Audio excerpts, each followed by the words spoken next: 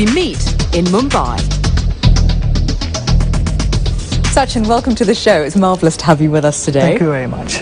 So you're just back from injury, and these days you're on a contract with the IPL. That's an institution which has gotten a huge amount of press recently because of the way that it sort of reinvented cricket.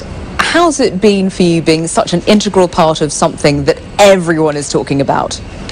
Well, first of all, I would like to say that I'm extremely happy that I'm part of the inaugural year of the IPL tournament, because I have no doubts that it's going to be a huge success.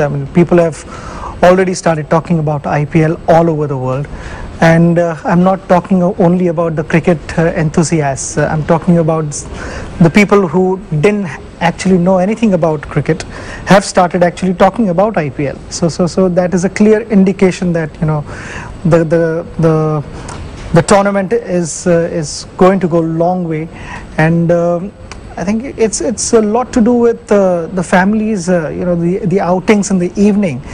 Earlier used to be to the cinemas and watch a movie or a play or something like that. But now it's the evenings could be watched in the form of a cricket match, where the whole family goes out together and they witness a cricket match which is full of action. There is no dull moment there. It's full of excitement. It definitely is a lot more showy than regular cricket. Did you have any reservations about signing up to something that has been criticised by a lot of people for dumbing down the game? I don't personally feel that it's dumbing down the game. It's just another version of cricket. The Test cricket is there, and then they started one-day cricket many years ago, and one-day cricket has been a tremendous success, and I don't see any reason, if the game is going to get globalized in the form of IPL or 2020 being introduced, then why not? It's better for cricket. Let's go back to the start of 2008, right? So you're in Sydney, it's a stunning day. India, sadly, lost the first test to Australia in Melbourne. You're walking out into the centre of the ground, as you've done, to bat for India so many times. What's going through your head as you've got this massive amount of pressure on you to perform?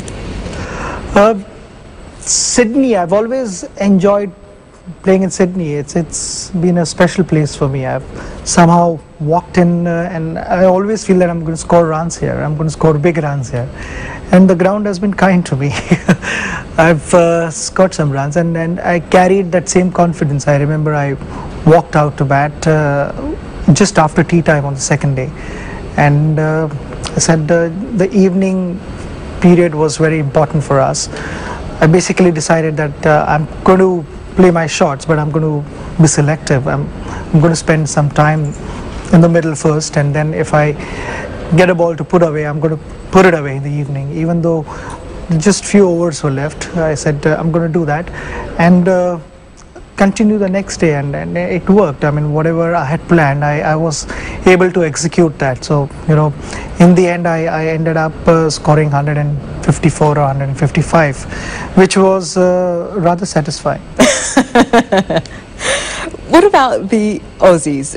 Did you hear, what they were saying at the time as you walk out? Do you converse with each other on that day? Well, not only with Australians. It happens all over the world, and a couple of words are exchanged here and there. It's all fine. It's all part and parcel of the game. Sometimes it's in good humor as well. So you just laugh it off and just refocus on the game. There were a lot of things said. The series was very, very competitive, and we had many challenges along the way, and all those challenges were responded quite nicely by us. And the end of the tour, I felt we lived up to the expectations of our well-wishers, and brought smiles on their faces.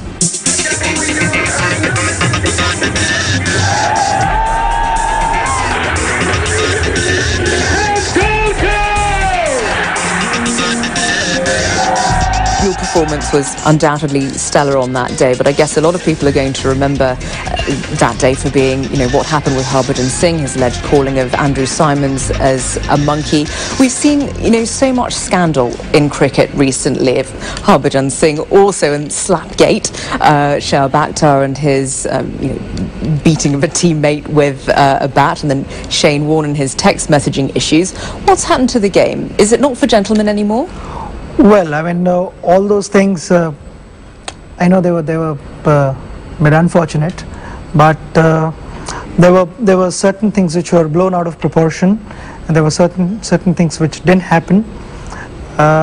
It's not that it's only happening in today's cricket. I mean, it happened earlier also. There were plenty of controversies earlier as well, but now that there's a lot of media attention on the players, and everything is put under microscope, so sometimes it's blown out of proportion, sometimes the player is at fault.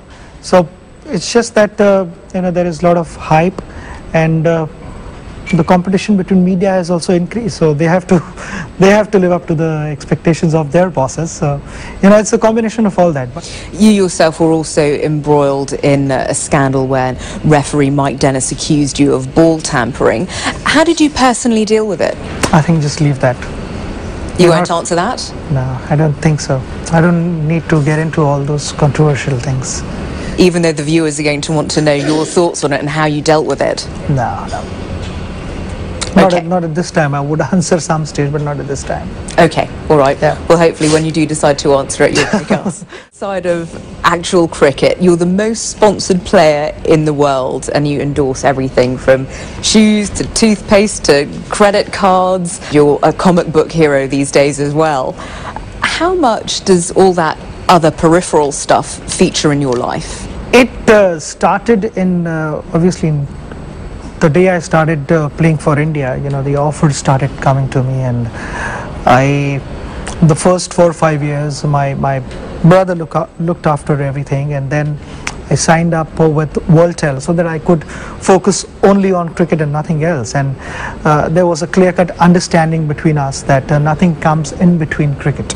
So whenever I was touring or practicing, there were no commercial shot or no commercial obligations were taking place at that time, and that really worked very well for me. So I would say the other side was also equally important, which also gave me a lot of exposure, taught me a lot of things in life other than cricket. But the fact was, it was all happening because of cricket. I remember when I first held a cricket bat when I was probably 4 or 5, and the love for cricket only grew bigger and bigger after that, and it hasn't stopped. Every outing is a special one, and growing up as a kid, I mean, I always dreamt of playing for India, and I still remember when I started playing club cricket, I was only 11. So I used to keep asking my brother Ajit, who guided me all the way through, and even today helps out in whatever problems that I have in my batting and outside cricket as well. So I kept asking him, so when am I going to play for India? I mean, and I was pretty sure, very confident that one day I will. But that wait was, I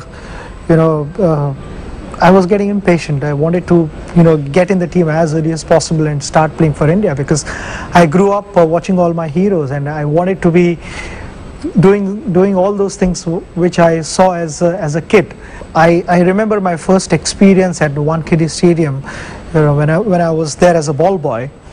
Just next to the dressing room, I was specifically appointed that position so that I could, see all the players walking in and out, and from close distance, and see how the atmosphere is at an international game. And that was an amazing experience, because I got a chance to meet all the Indian cricketers there in the dressing room, and special meeting with Sunil Gavaskar at that stage was memorable. Do you still get the same rush now when you walk out onto the ground? Yes, I do. It is a special place, that is what I've dreamt of as a kid, and I'm living that dream, and it's just fabulous. Every time I walk out, you hear the crowd going crazy. I mean, it's just a special feeling. I mean, I consider myself so fortunate that I can walk out there in the middle and the whole stadium is backing me. You made your first-class debut for Mumbai at the age of 14. How normal a childhood did you have? Do you feel like you missed out on anything, or were you just luckier than the rest? Yes, I mean, there were days when I felt like bunking a practice session. I used to be playing with my friends, doing, either playing with tennis ball or something like playing lawn tennis or playing soccer or playing hockey. And those were the times when my brother and my coach didn't let me do all those things. They said, no, you're not spending time here. You're getting in the nets, you're padding up and batting in the nets. You're working on your technique. And that really helped. Eventually, all these things, all those sessions where I wanted to miss, you put them all together, all those hours, and they really matter. All those things, if they hadn't happened, I probably may not be, sitting in front of you. You've played for India since, the 1980s. You must have seen some huge changes in the game over that period of time. What's different now? Well, the first thing I remember in 1989 when I made my debut was there used to be a rest day in between a test match. And today, if you see, there are just 10 minutes in between 2020 match. So there has been a huge change. I mean, the laws changed. The rules for short pitch bowling changed. The wide balls. Even in one-day cricket, anything going slightly down the leg is a wide ball. All those things have changed. A bouncer being introduced in a one-day match again has changed. So many things have changed since 1989, and I've been part of it. It's wonderful, and that made the game exciting as well. So all those changes eventually were to also generate that excitement amongst the people and also amongst the players. It would seem that you're a bit of a movie buff, but in my research of you, I did hear that you're such a celebrity in this place that the only time that you can go to the cinema is under cover of darkness, and you've got to be in disguise to do it. Not Isn't really. it a hassle being so famous? Right. Earlier we tried doing that. It was just for fun. I mean, I tried in disguise, and did it work? Specs.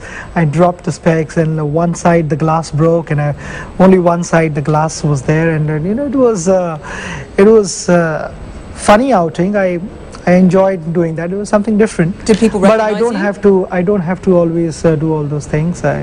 It's pretty normal out. Sometimes things get exaggerated. Did anybody recognize you? They did, because from my hair, I mean, they could recognize. I used to have long hair. Yeah, I remember. Nowadays it's a little shorter side, but from my hair they could recognize me. Yeah. What do your kids think of the fact that their dad is, revered and treated as a god in this country? To be honest, I didn't discuss cricket with my kids, both of them. My son is now 8, but almost till the age of 4 or so, I didn't discuss anything about cricket with him. He didn't know. Just to tell you a story about my daughter, I mean, when I started a restaurant, the teacher in their class, they normally read out newspapers and just let them know what's happening around. So my daughter was probably 4 at that time, and she didn't know anything about the restaurant and all that. The teacher said there is Sachin Tendulkar, a cricketer. He's just started a restaurant, so would you like to go to that restaurant and all that, all those kind of things. And my daughter raised her arm up and she said, even my father's name is Sachin Tendulkar. So I thought that was cute. And then she didn't know that. I mean, I preferred them to have a normal lifestyle. Any child should be brought up in a manner where he has total freedom, and there is no pressure on him, and that is what I believe. And we both, me and Anjali, we've both tried to do that with both our kids. Your wife Anjali? That's right. I mean, great name. That's what. Yes, Anjali is a great name.